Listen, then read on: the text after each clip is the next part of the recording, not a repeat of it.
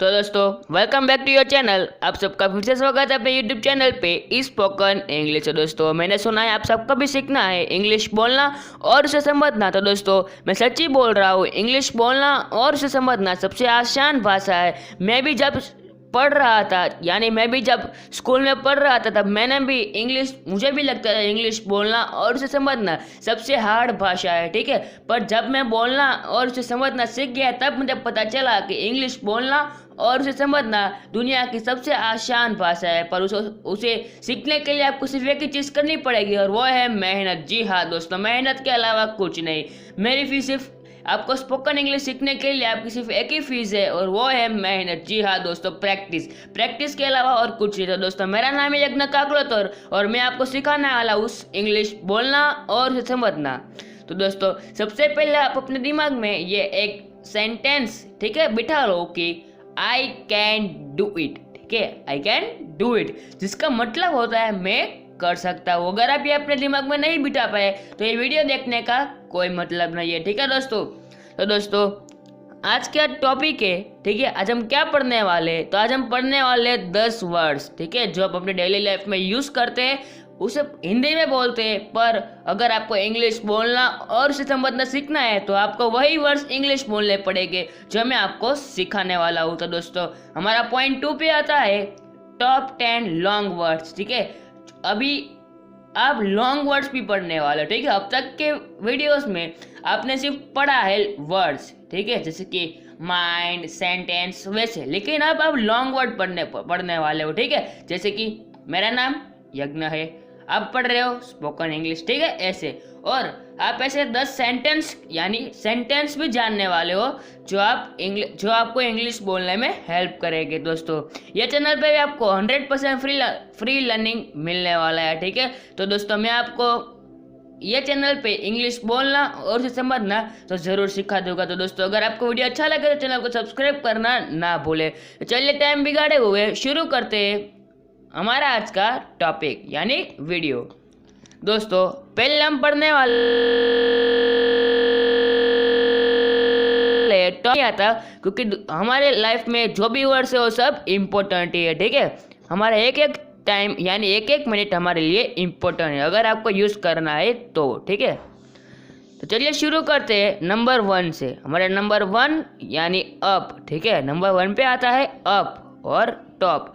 Up और top का मतलब होता है ऊपर, ठीक है। अगर आपको कोई बोले टॉप यानी भी ऊपर होता है और अप यानी भी ऊपर होता है, मतलब दोनों का मतलब एक ही होता है, ऊपर, ठीक है। तो दोस्तों अब इसका आपको सेंटेंस बनाना है, तो आप कैसे बनाएंगे, ठीक है।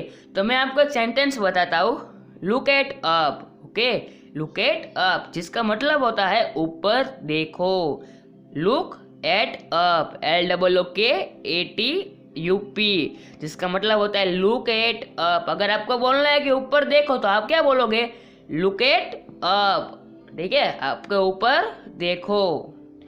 तो नंबर 2 डाउन यानी बॉटम, ठीक है।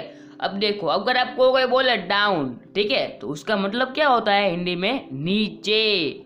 और बॉटम का मतलब भी नीचे ही होता है। अगर आपको कोई कंफ्यूज करने के लिए बोले बॉटम, तो आपको समझना है कि बॉटम यानी नीचे और डाउन यानी भी नीचे। तो दोस्तों अब आपको सेंटेंस बनाना है, तब सेंटेंस कैसे बनाएंगे? मैं आपको एक एग्जांपल लेता हूँ, look at down, okay, look at down, आप नीचे देखो, ठीक है। तो आपने ये बनाया सेंटेंस, लुक एट डाउन, नीचे देखो, ठीक है।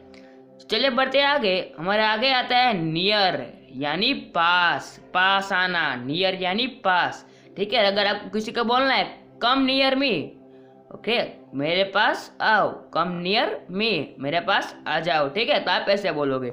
दोस्तों चलिए बढ़ते आगे हमारे आता है अवे यानी दूर। यू गो अवे, तुम मुझसे दूर चले जाओ, ठीक है, इसका बोलते हैं अवे यानी दूर। चलिए बढ़ते आगे आता है लक यानी किस्मत, जो हम सबकी एक नई लिखी हुई है। आपकी भी एक किस्मत है, मेरी भी एक किस्मत है। मैं आपको स्पोकन इंग्लिश सिखा रहा हूँ, आप सीख भी रहे हो, ठीक है।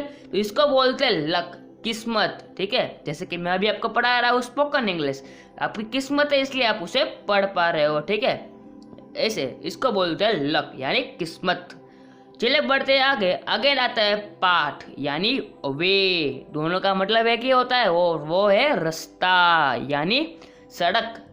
अब सड़क को बहुत सारी टाइप्स की आती है, ठीक है। अभी यहाँ पे दिया हुआ है पाथ, पाथ यानी रास्ता, ठीक है। अब आपको कोई बोले गो अवे यानी अपना रास्ता पकड़ लो, ठीक है। यानी और या अगर आपको कोई बोले गो पाथ यानी अब आप अपना रास्ता पकड़ लो, इसका मतलब होता है पाथ और अवे दोनों का मतलब एक ही होता है रास्ता। अब उसके आगे और पीछे क्या लगाना है वो आप पे डिपेंड करता है। तो हम चलो आगे बढ़ते हैं। आगे आता है मून यानी चंदा, यानी हमारे चंदा मामा, ठीक है। तो उसे हम इंग्लिश में क्या बोलेंगे, उसे बोलेंगे हम मून, ठीक है।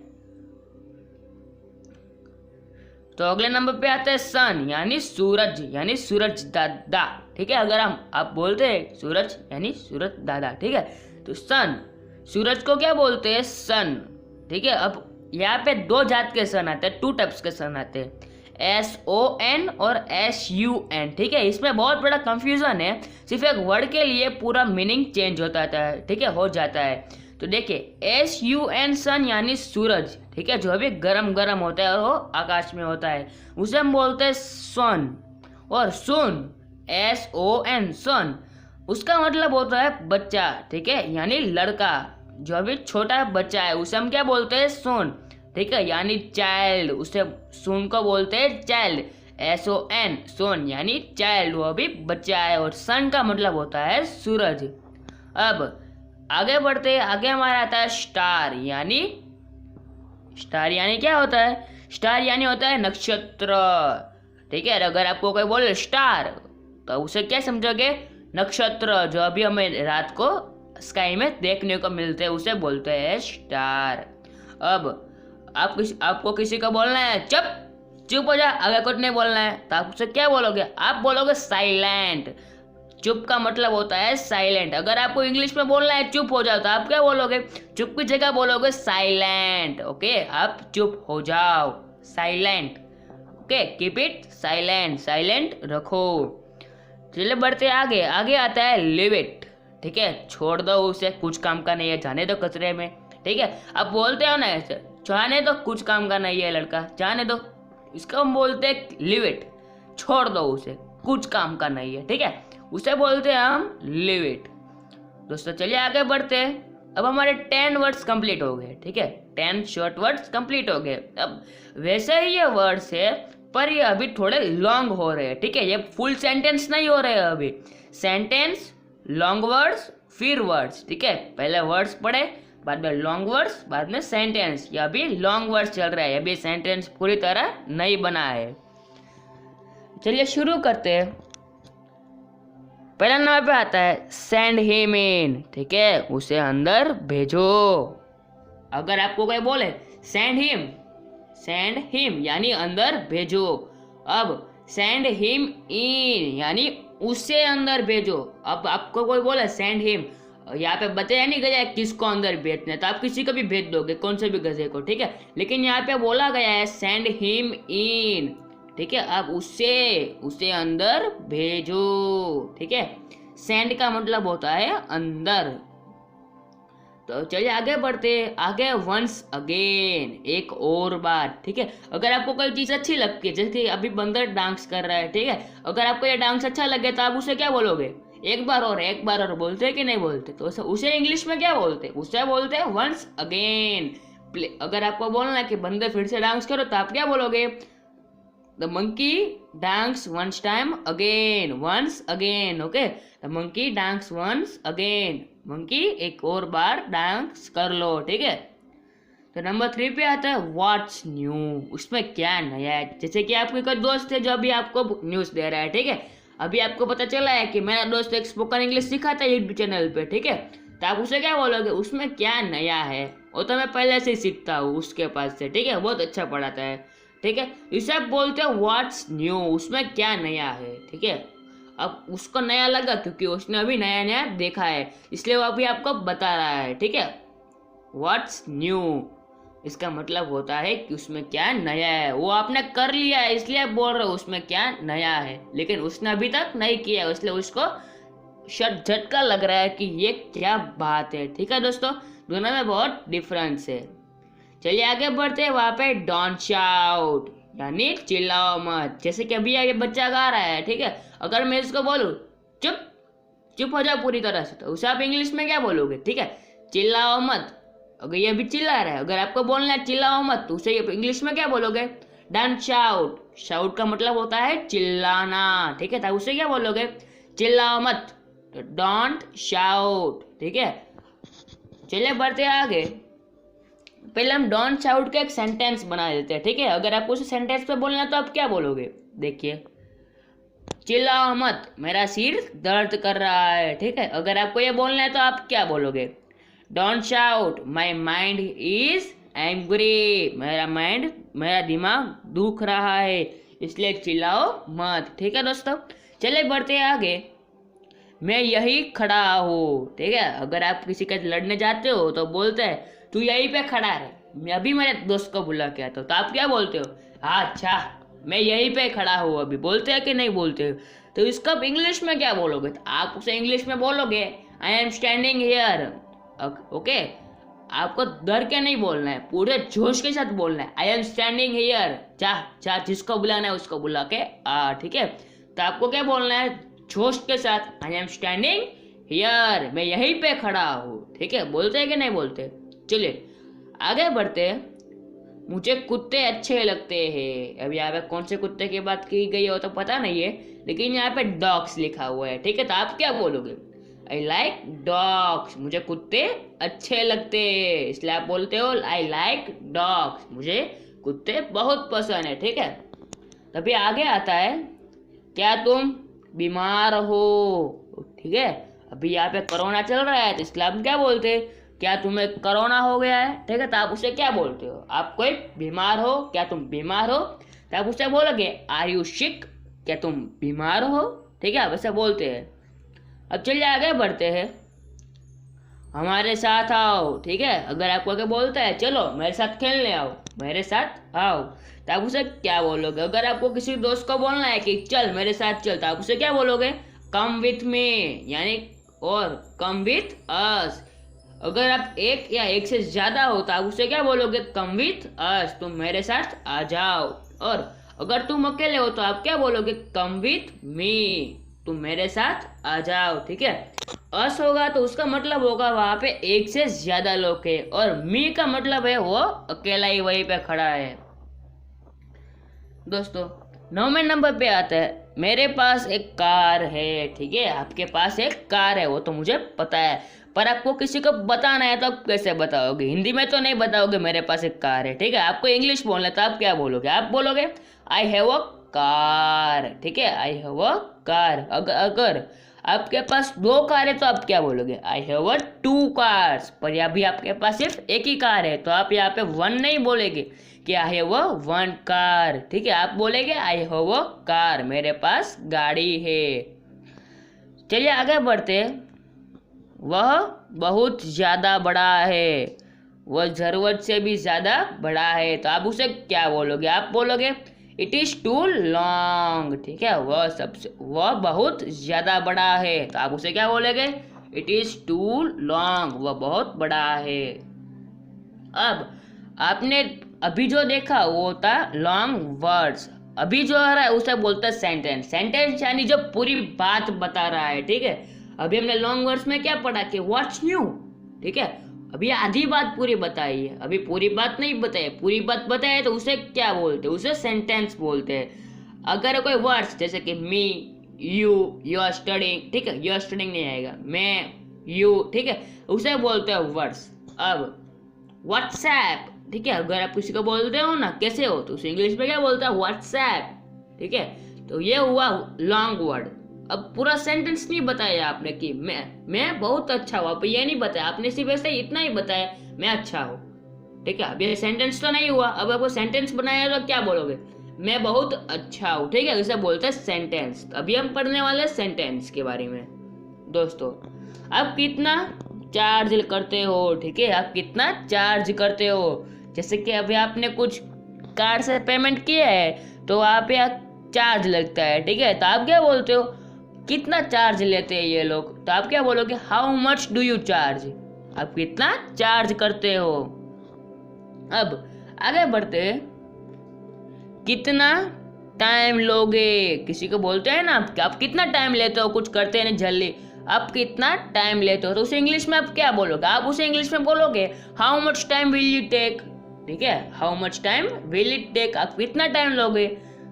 आपको बोलना है how much time will it take, तुम कितना टाइम लोगे। अब यहाँ पे यह नहीं बताया गया है कि किस में टाइम ले रहा है, ठीक है, पढ़ाई में ले रहा है, टॉयलेट में रह रहा है, वहाँ पे नहीं बताया गया, आपको सिर्फ इतना बताया गया है कि how much time will it take, ठीक है, वो कितना टाइम ले लोगे, तुम कितना टाइम लोगे।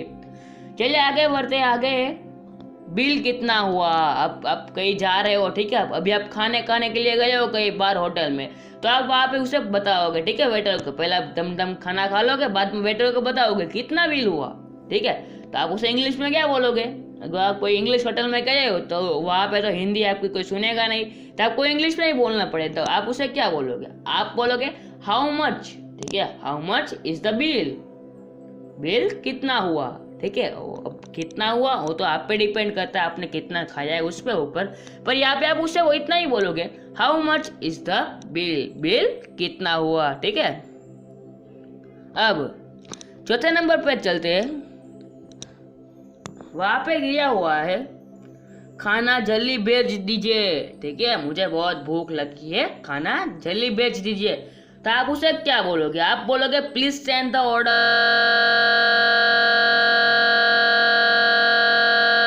पे बताया गया है खाना जल्दी भेज दो, तो please send the order earliest, मुझे बहुत भूख लगी है। अगर आपको कोई किसी को बताने कि खाना जल्दी भेजो, मुझे तो भूख लगी है, तो आप उसे क्या बोलोगे, आप बोलोगे कि please send the order at the earliest, okay, please send the order at the earliest, मुझे भूख लगी है, खाना जल्दी भेज दो।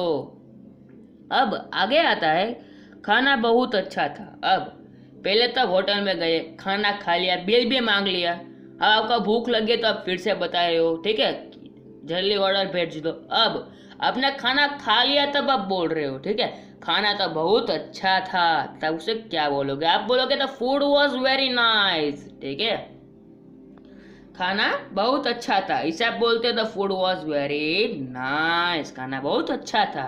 सच में तो मुझे कमेंट में जरूर बताइए, ठीक है। चलिए शुरू करते हैं आगे। आगे मेरा पेट भर गया, ठीक है, अब अपने खाना खा के बोल रहे हो मेरा पेट भर गया, ठीक है, तो आप उससे क्या बोलोगे, आप बोलोगे my stomach is full for me, ठीक है, स्टमक यानी अपना पेट, मेरा पेट भर गया है, my stomach is full for me.